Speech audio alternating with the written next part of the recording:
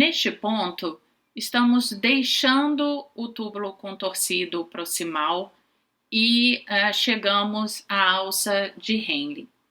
Nessa região do néfron, o epitélio tubular ele muda completamente. Nessa região, nós observaremos que a reabsorção de solutos não estará associada à reabsorção de água, como vimos anteriormente. A alça de Henle, na sua porção descendente, irá permitir exclusivamente a reabsorção de água em função da presença de canais denominadas aquaporinas. São canais que permitem a passagem de água da luz do túbulo em direção aos capilares peritubulares. No entanto, essas aquaporinas não estão disponíveis no ramo ascendente da alça de Henle. Nessa região, nós encontraremos uma proteína que irá fazer um simporte simultâneo para sódio, potássio e cloreto. Nessa imagem menor, vocês visualizam uma célula na região da alça ascendente de Henle, especificamente no segmento espesso da alça, e podem visualizar então essa proteína que faz esse simporte para esses 3 íons, e na membrana basolateral, mais uma vez, nós teremos uma bomba sódio-potássio ATPase que garante o fluxo ou cria o gradiente necessário para que esse simporte aconteça. Como um todo, a alça de Henle irá reabsorver 20% do sódio e do cloreto ainda restante no filtrado e 10% da água. Essa diferença nessas proporções, ou seja, reabsorvendo mais soluto do que água, faz com que a osmolaridade do líquido, desse fluido que deixa a alça de Henle, ele seja menor do que o do líquido intersticial.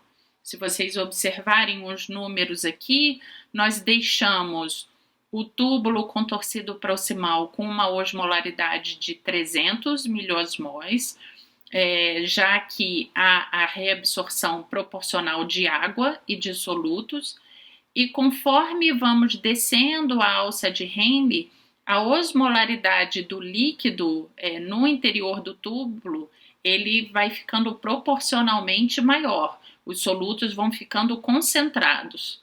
Quando chegamos à porção ascendente, não há mais saída de água, mas há a saída de uma grande quantidade de solutos, especificamente sódio, cloreto e potássio.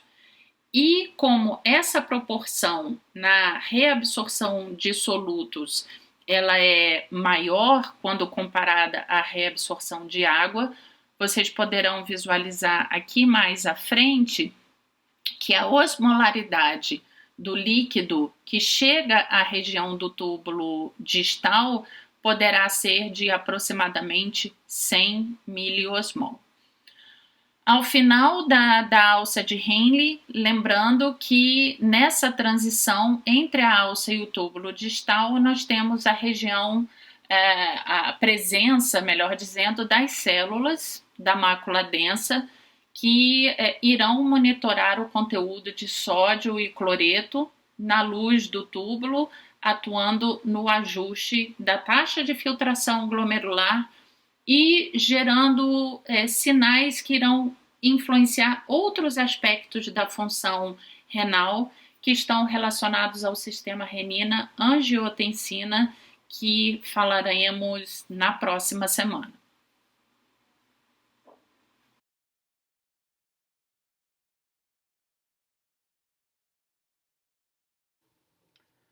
Neste ponto, já deixamos para trás a região da alça de Henle na sua porção ascendente. Passamos pela região onde há a presença das células da mácula densa e chegamos ao trecho final em termos de mecanismos de formação da urina. No momento em que o fluido no interior do túbulo chega até a região do túbulo contorcido distal, apenas 10% do cloreto de sódio, que foi filtrado inicialmente lá no glomérulo, e 25% da água ainda permanece no fluido tubular. O detalhe importante em relação a essas duas regiões é que cada uma delas possui atividades de reabsorção e de secreção, como podemos ver nessas duas imagens menores. Então, aqui em D, vemos as substâncias que são secretadas e outras substâncias que são reabsorvidas no túbulo distal e uma intensa movimentação de solutos e de água no ducto coletor. No entanto, esses mecanismos de reabsorção e secreção nessas duas regiões representam mecanismos de ajustes finais no processamento da urina. A maior parte da reabsorção e secreção que ocorre nessa região irá depender das demandas específicas que o nosso corpo tiver em um determinado momento, e essas alterações, elas são reguladas por hormônios. Sendo assim, de uma forma simples, a gente pode considerar que toda a reabsorção e secreção que nós podemos considerar, entre aspas, obrigatória, ela já aconteceu quando esse fluido tubular atinge a região do túbulo distal. Já nessa porção final, serão ajustes pequenos, igualmente extremamente importantes, mas que dependerão exclusivamente de necessidades que o nosso corpo apresente. Retornando a essa imagem que utilizamos no início desse módulo, onde temos uma visão ampla do néfron, podemos ver que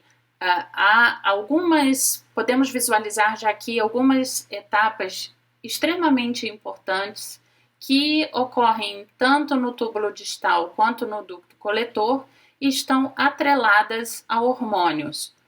Por exemplo, no túbulo distal e no trecho inicial do ducto coletor, temos uma reabsorção de sódio e secreção de potássio, que será dependente de um hormônio que é a aldosterona.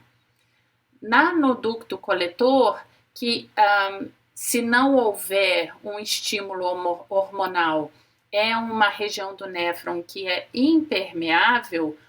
Quando há a presença da vasopressina ou do hormônio antidiurético, essa região se torna permeável e aumenta a reabsorção de água, o que irá formar uma urina mais concentrada.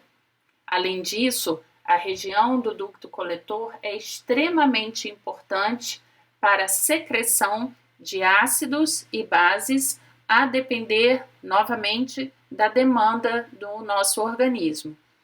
Então, para a nossa próxima semana, nós iremos explorar exclusivamente mecanismos de regulação na produção de urina que estão atrelados a esses hormônios e como o nosso corpo é capaz de, nessa situação, quais são as situações específicas que levam o néfron justamedular a produzir uma urina mais concentrada.